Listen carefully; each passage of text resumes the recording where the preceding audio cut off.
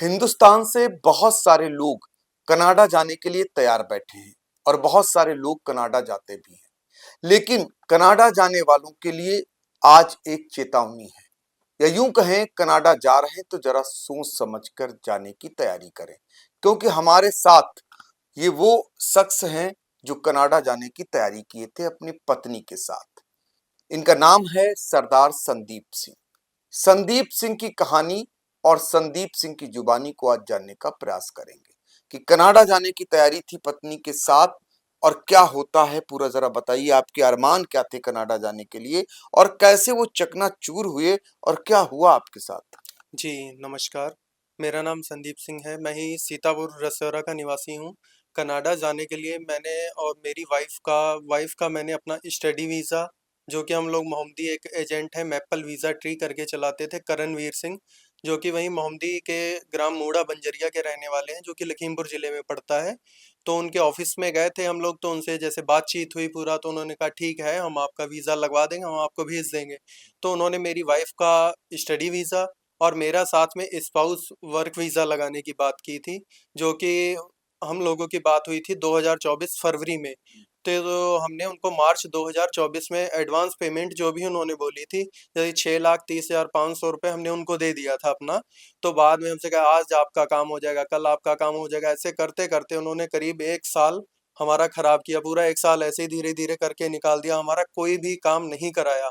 कि मेरे जैसे पता नहीं कितने लोग हैं जो मेरे साथ में जुड़े हुए हैं, तो वो बता रहे कि भाई इसने हमारा भी लाखों रुपए ठगा हुआ है। जो कि हम लोगों ने सोचिए बैंक से लोन लेके, बिल्कुल हम लोग छोटे से किसान हैं, 3-4 बीघे जमीन है, तो हम लोग छोटे से किसान है, बैंक से लोन लेके अपना काम किया था कि ठीक है बाहर जाएंगे, आगे कुछ घर के हालात सुधरेंगे।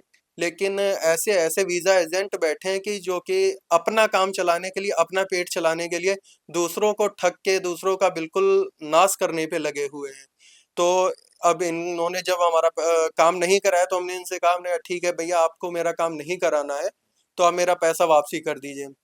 तो पहले तो इनके यही बोल थे कि मैं आपका पैसा वापसी नहीं दूंगा, आपको जो करना है कर लीजिए। तो फिर मैंने एक एप्लीकेशन लगाई, तो मोहम्मदी थाने में इन्हें और हमें बुलाया गया। वहाँ पे जब बैठे तो सब बातचीत हुई, फिर पूरा हमारा और इनका दोनों तरफ की बातें सुनी गई। जो वहाँ पे कोतवाल साहब थे उन्होंने बातें सुनी, फिर उन्होंने इनसे बोला कि ऐसा है आप इनका पैसा वापसी दीजिए, इसमें जो भी गलती है सरासर आपकी गलती है, आपने इनका काम नहीं कराया है, आप इनका पैसा वापसी दीजिए।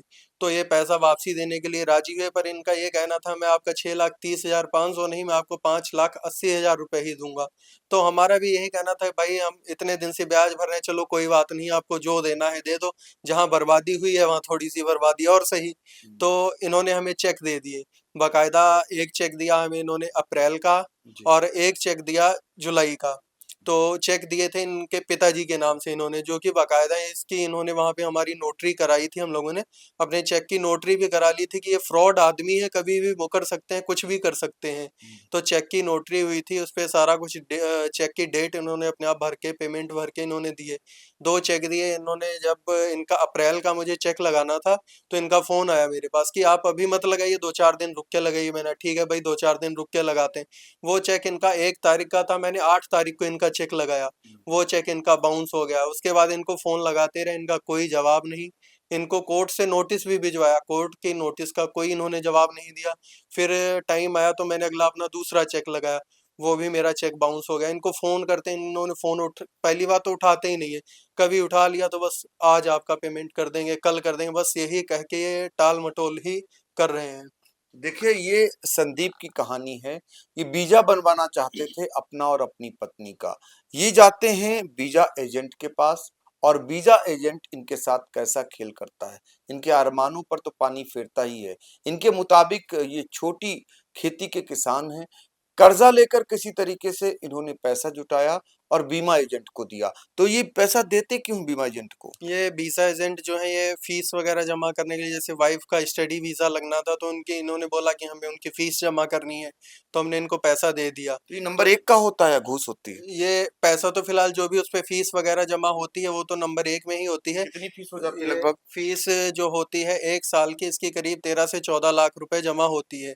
तो जो इनका हमारा पूरा ठेका था, तो इन्होंने बोला था कि हम इतना एडवांस आपसे लेंगे, बाकी जब आपका काम हो जाएगा तब लेंगे।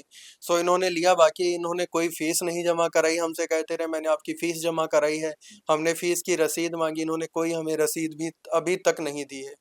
अच्छा, रसीद भी नहीं दी। जी। तो देखिए ये खेल है, बीमा जो वीज़ा एजेंट हैं उनका खेल है और उस खेल का शिकार ये संदीप सिंह हुए हैं।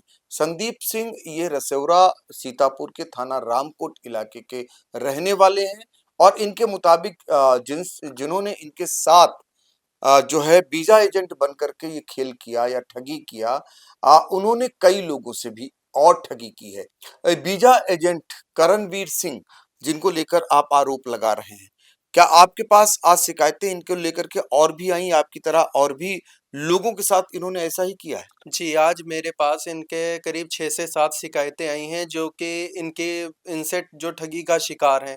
कुछ तो इनके गाँव के ही लोग हैं, कुछ मैगलगंज के लोग हैं जिनका मेरे पास फ़ोन आया, तो उन्होंने कहा कि भैया इन्होंने हमें नकली वीज़ा तक बनवा के दिया है, उनका भी मेरे पास आया। उन्होंने अपनी नकली वीज़ा की फ़ोटो भी मुझे भेजी है। तो उनके भी फ़ोन आए कि भैया मेरा 20 लाख रुपए, मेरा 25 लाख रुपए इन्होंने ठगा है। और जिनका ये नाम यूज़ कर रहे थे मैपल वीज़ा ट्री, जो कि लखीमपुर की एक संस्था है, उनका भी मेरे पास फ़ोन आया था आज कि भैया इन्होंने हमारा नाम खराब किया है, तो हमने भी इन पे अपने नाम खराब करने का हमने इन पे केस किया हुआ है। अच्छा, तो जी। केस आप सोचिए जरा कि जो फ्रॉड कर रहे हैं उन पर केस भी हो रहे हैं और फिर भी वो फ्रॉड पर फ्रॉड किए जा रहे हैं। तो ये बताइए कि आप पुलिस में शिकायत आपने सीतापुर में किया सिर्फ लखीमपुर में ही की? जी, मैंने एप्लीकेशन एक लगाई थी, सीतापुर में भी एसपी साहब को भी लगाई थी, मुख्यमंत्री साहब को भी लगाई थी। तो यहाँ से जैसे रामकोट थाने से उनको फ़ोन गया, तो बाकायदा उन्होंने उसका भी कोई उचित जवाब नहीं दिया। उन्होंने उनका फ़ोन उठा के कोई भी उनको संतुष्टिजनक जवाब नहीं दिया था। तो उसकी भी रिपोर्ट हमारे पास वापसी आई थी कि उसका कोई भी इन्होंने सही जवाब नहीं दिया है। और अब ये अपना उस वीज़ा ऑफ़िस को बंद करके अब अपने नए नाम से अब अपने उसी जगह पे दूसरा एक वीज़ा एजेंट का काम फिर से अपना चालू करने जा रहे हैं, वहाँ पे अपना फिर नया ठगी का काम ये चालू करने जा रहे हैं उसी जगह पे। तो देखिए ये जो वीजा एजेंट जो खेल कर रहे हैं, पुलिस की ओर से भी उन्हें डर नहीं सता रहा है और वो खुलेआम खेल पर खेल किए जा रहे हैं और पुलिस इस मामले में फिलहाल अभी तक कोई कार्रवाई करती नहीं दिखाई दे रही क्योंकि संदीप सिंह का पैसा भी गया, पैसा भी वापस नहीं आया। जो चेक दी गई वो बाउंस हो गई। बाउंस जब चेक होती है तो कानूनन उस पर कार्रवाई भी होती है, लेकिन अभी तक कार्रवाई भी नहीं हुई। तो ये ऐसे मामले बढ़ते ही जा रहे हैं और फिर भी जो ज़िम्मेदार हैं, ना तो इन पर अंकुश लगा पा रहे हैं, ना तो ये जो पीड़ित हैं लोग, इनको ही न्याय मिल पा रहा है। तो आखिरी सवाल मेरा संदीप, आप और आपकी पत्नी हरप्रीत कौर, दोनों लोग कनाडा जाना चाहते थे। भारत से कनाडा क्यों लोग जाते हैं? क्या है ऐसा वहाँ ख़ास कि वहाँ ज़्यादा पैसे मिल जाते हैं या वहाँ पर पढ़ाई फ्री है या वहाँ पर क्या-क्या ख़ास है? देखिए सर, पढ़ाई में तो कुछ वहाँ पे सहूलतें हैं ही हैं, बाकी अपने यहाँ से है कि अपने यहाँ अगर आदमी काम कर रहा है, तो महीने में 10 से 15,000 रुपए कमा रहा है, तो आदमी सोचता है ठीक है चलिए बाहर चले जाएँगे, साल 2 साल लगाएँगे, कुछ घर के हालात सुधर जाएँगे।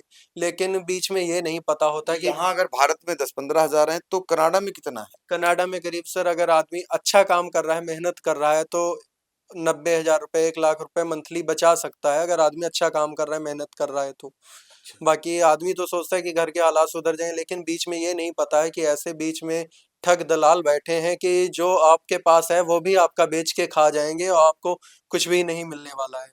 आप कितना पढ़े थे? मैंने इंटर की हुई है, मेरी वाइफ़ ने ग्रेजुएशन किया हुआ है। अच्छा, आपने इंटर किया। इंटर के बाद आपके सपने थे कि कनाडा जाएँगे, जो माली हालत है घर की वो सही करेंगे। जी, बिल्कुल, सपने तो सबके यही होते हैं कि बाहर जाएँगे, काम करेंगे, कुछ घर के हालात सुधरेंगे। तो देखिए सपना संदीप ने भी देखा था और सपना ये था कि माली हालत सही करेंगे। कर्जा लेकर के इन्होंने पैसा जुटाया और जो वीज़ा एजेंट था उसको पैसा दिया और उसके बाद इनके साथ ठगी हो गई। अभी जाएँ तो जाएँ कहाँ? ना तो यहाँ घर के रहे, ना घाट के रहे। यानी जो इनके पास पूँजी थी, जो कर्जा लेकर के पैसा दिया, वो भी वापस नहीं आ रहा और जो सपने इन्होंने देखे थे, वो सपने आधे अधूरे रह गए। तो आप सोचिए ज़रा ऐसे लोग जो भारत के लोग भारत में ही ठगे जा रहे हैं। आखिर इन ठगों का इलाज कब होगा? ये देखना रहेगा। सीतापुर से आई इंडिया के लिए डॉक्टर पंकज सिंह गौर।